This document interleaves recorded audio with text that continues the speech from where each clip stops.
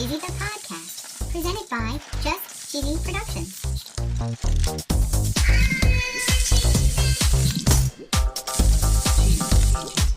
Hi there, I'm your host, Fondue. I'm Cheesy. Happy National Fondue Month. Woo woo. We're going to learn how to prevent separation of fondue Ooh. and what to do with the leftovers. Leftovers? I know, right? Nope. We're going to talk about what types of food to dip in your fondue. Ooh. We're going to learn some miscellaneous recipes. Okay. We're going to learn about Philadelphia brand's role in a no-hole bagel. Whoa. And of course, no episode would be complete without our very cheesy jokes. Love a joke. Stay tuned for episode 116, Deja Fondue, on Just Cheesy the Podcast.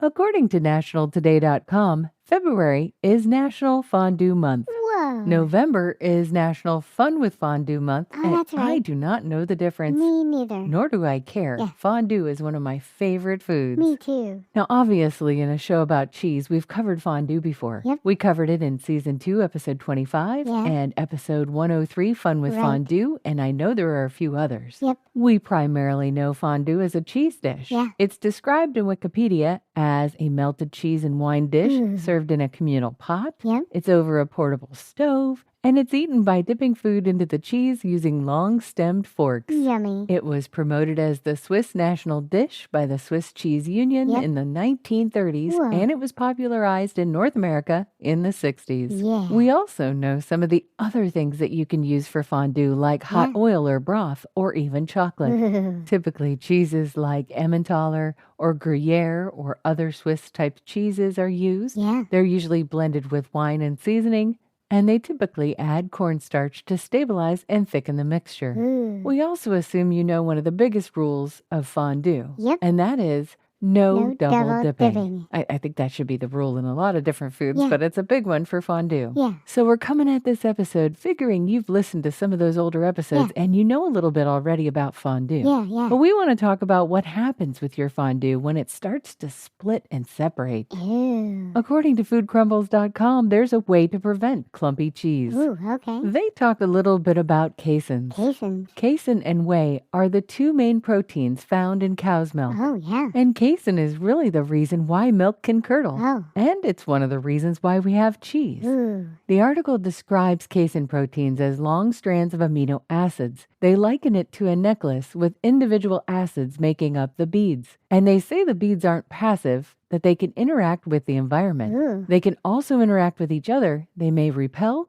or attract one another. Oh. Or they can interact with other components present in the cheese fondue. Whoa. So when the cheese is melted, those proteins move around and they can reorganize themselves. Oh, okay. They say that casein proteins are negatively charged and calcium ions are positively charged, and they attract one another. Okay. They align themselves, they form large networks, Ooh. and the network is what makes the cheese fondue stringy. Oh, wow. The more tightly bound the calcium and protein network is, the more stringy the cheese. Ooh. But in a cheese fondue, you don't really want these networks to form. No. They talk here about the traditional cheeses for fondue, Okay. like Gruyere, or Emmentaler, Ooh. or Appenzeller. Yum. And this is mostly because they're not prone to clumping. Oh. They also say that you should choose cheeses that have been ripened for a longer period of time. Oh, okay. So fresh cheeses like paneer and queso fresco are not suitable for cheese fondue. Oh. They also say that acid helps to remove calcium during cheese making, Okay. and this makes a cheese less prone to being stringy. Whoa. And back in the day, I used to think that fondue was just melted cheese. Yeah, right? But it really isn't. You have to add a little bit Yeah. of extra liquid.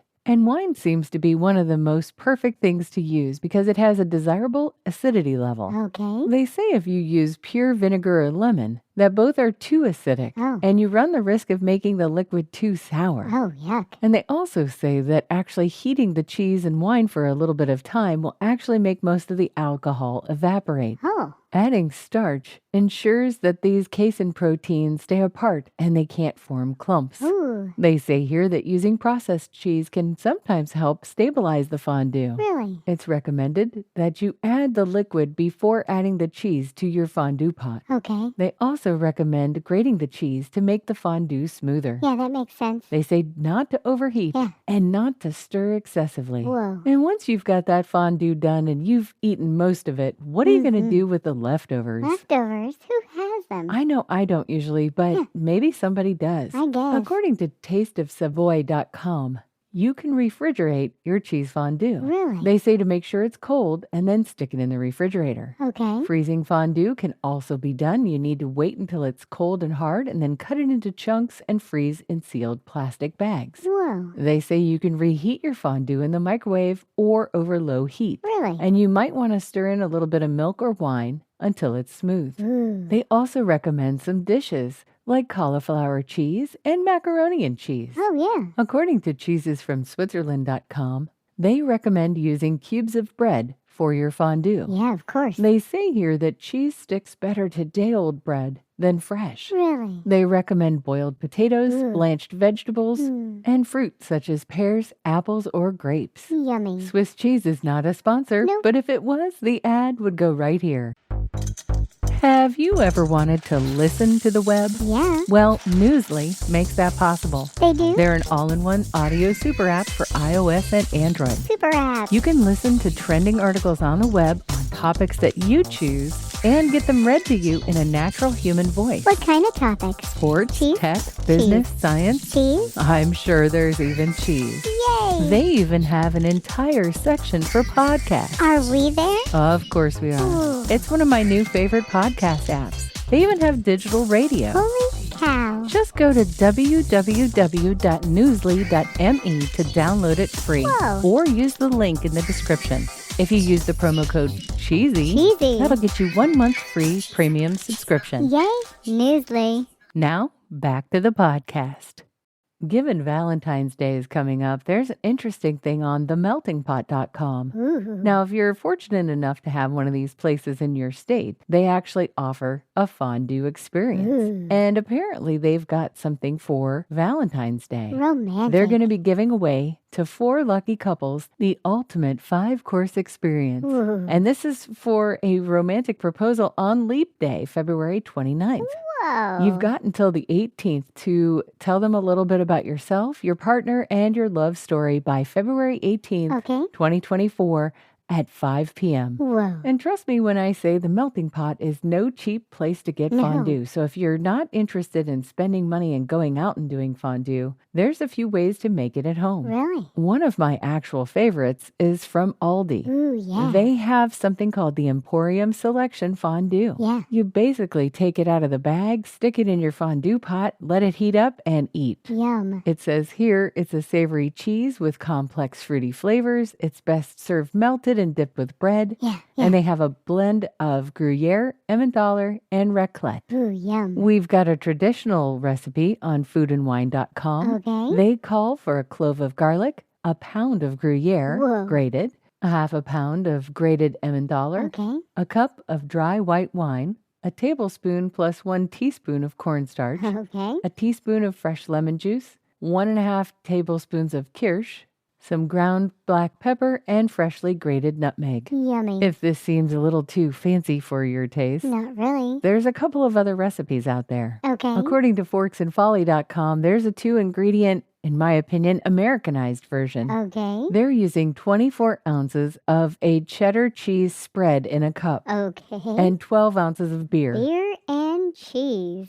I mean, I know it's Americanized, but Yeah. I mean, it doesn't look bad. It's Yeah. just melted cheese that you can dip stuff Yeah, in. yeah. Let's face it, that sounds yummy. Yum. There's a pretty simple one on tasteofhome.com. Okay. They call for 1.5 to 2 cups of milk, 2 packages of cream cheese, Ooh. 1.5 cups of grated Parmesan, a half teaspoon of garlic salt, and of course, a loaf of bread cubed. Ooh, yum. And in the comments, they say that with some leftovers, somebody made some Alfredo sauce. Ooh. It's time for my favorite segment. This week in cheese. According to ir.kraftheinzcompany.com, Philadelphia cream cheese has debuted a first ever no-hole bagel. What? They've partnered with 5 bagel shops. Okay. Utopia Bagels in New York, Steingolds of Chicago, Starship Bagels Dallas, Rubenstein Bagels in Seattle, and St. Viateur Bagels in Montreal. Whoa. And they say this is a one-of-a-kind solution that offers more space to enjoy its only cream cheese spread of choice, Philadelphia. I'm ready for a joke fondue. Okay,